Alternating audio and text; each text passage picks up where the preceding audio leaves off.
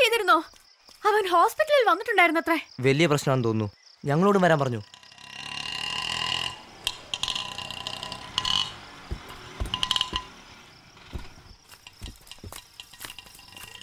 Oh my God, എന്താ പറ്റിയ നിനക്ക്? നമ്മൾ കരുതിയത് പോലെയല്ല, അവൻ ഡേഞ്ചറാ. ഞങ്ങൾ ഒരു വിധത്തിൽ അവന്റെ കയ്യിൽ നിന്ന് ഇവിടം വരെ രക്ഷപ്പെട്ടെത്തിയത്. അരവിന്ദ്, അരവിന്ദ്, അരവിന്ദ്, എന്ത് പറ്റി അരവിന്ദ്? ഒരു ചൈനക്കാരൻ ഇവിടെ വന്ന് നമ്മളെയൊക്കെ നശിപ്പിക്കാൻ ശ്രമിക്കുമ്പോ നെഞ്ചു വിരിച്ച് നിൽക്കുകയാണ് വേണ്ടത്. അവനെ എതിരിടാൻ നമ്മൾക്ക് ആർക്കും കഴിഞ്ഞില്ലല്ലോ. ഇന്ന് അവനെ കണ്ട് ഭയം ഓടിയപ്പോ നമ്മളൊക്കെ വെറും ഭീരുക്കളായി മാറിയില്ലേ? നമ്മളെ മലേഷ്യയിൽ വെച്ച് ആക്രമിച്ചു, ശ്രീലങ്കയിൽ വെച്ച് ആക്രമിച്ചു, ഇപ്പൊ ഇവിടെ വന്ന് നമ്മൾ ആക്രമിക്കുന്നു. നമ്മൾ അവരെ കണ്ട് ഇന്നും ഭയം ഓടിക്കൊണ്ടിരിക്കുക.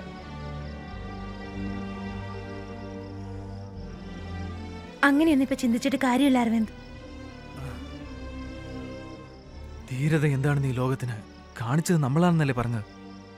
എന്നിട്ട് നമ്മൾ ഭീരുക്കളെ പോലെ ഓടുകയല്ലേ? തിരിച്ചടിക്കണം. അവൻ ഈ നാട്ടിൽ നിന്ന് ജീവനോടെ പോവാൻ പാടില്ല. വേണ്ട അരവിന്ദ്, ഈസ് ടു പവർഫുൾ. അവൻ എതിർത്ത് നമുക്ക് ഒരിക്കലും ജയിക്കാൻ കഴിയില്ല. അതെ, കഴിയില്ല. ഇങ്ങനെ പറഞ്ഞാണല്ലോ ആ മ്യൂസിയത്തിൽ ആയുധങ്ങളുടെ കൂടെ ധൈര്യവും വെച്ച് പൂട്ടിയിരിക്കുന്നത്. അത് പുറത്തു കൊണ്ടുവരണം. അരവിന്ദ്, ഇപ്പോ നമ്മൾ ഏത് സിറ്റുവേഷനിലാ ഉള്ളതെന്ന് ആദ്യം അറിയുക വേണ്ടത്. ജയിക്കാൻ വേണ്ടി നെഞ്ചു വിരിച്ച് പോരാടിയില്ല അയൽരാജ്യത്തോട്. എന്നിട്ട് ജയിക്കാൻ കഴിഞ്ഞോ? എല്ലാവരും ചത്തുപോയില്ലേ? ധീരതയും ദ്രോഹവും തമ്മിലുള്ള വ്യത്യാസം മനസ്സിലാക്കണം. ഒരു മനുഷ്യനെ 9 പേര് ചേർന്ന് കൊല്ലുന്നതിന്റെ പേര് ധീരതയെന്നല്ല, ദ്രോഹം. മനസ്സിലാവുന്നുണ്ട് അരവിന്ദ്. അവനെ വെറുതെ വിടണമെന്നല്ല ഞാൻ പറയുന്നത്.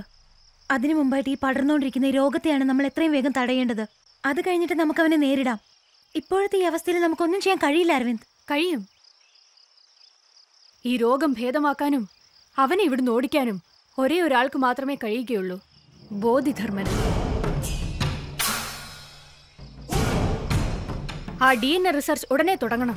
ബോധിധർമ്മന്റെ കഴിവെല്ലാം തിരിച്ചു കൊണ്ടുവരണം. നിങ്ങൾ പറഞ്ഞ പോലെ അവനെ നമുക്ക് തിരിച്ചടിക്കണം. അവനെ അടിക്കുന്ന അടിയിൽ പിന്നെ ജീവിതത്തിൽ ഒരിക്കലും ഒരാളുടെ ദേഹത്ത് പോലും കൈവെക്കുവാൻ അവനെ കൊണ്ട് സാധിക്കരുത്. അതിന് ഹ്യൂമൻ ജനറ്റിക് ലാബാ വേണ്ടത്. ആരും അറിയാൻ പാടില്ല.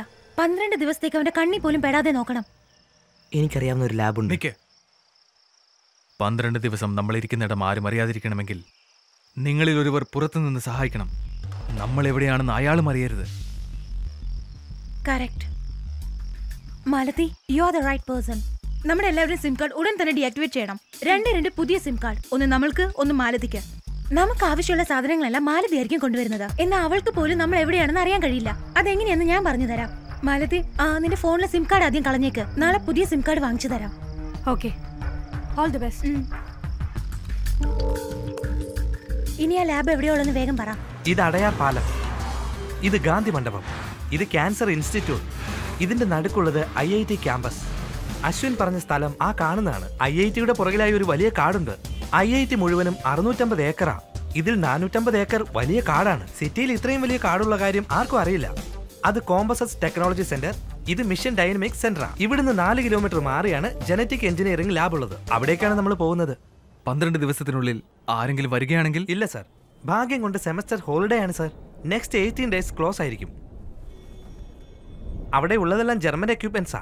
നമുക്ക് മെഡിസിൻസ്, ഔഷധങ്ങൾ ഇതൊക്കെ ആവശ്യം വന്നു കഴിഞ്ഞാൽ പുറത്തുള്ള മാലതി മൂലം അവിടേക്ക് എത്തിക്കാം. ഓക്കെ.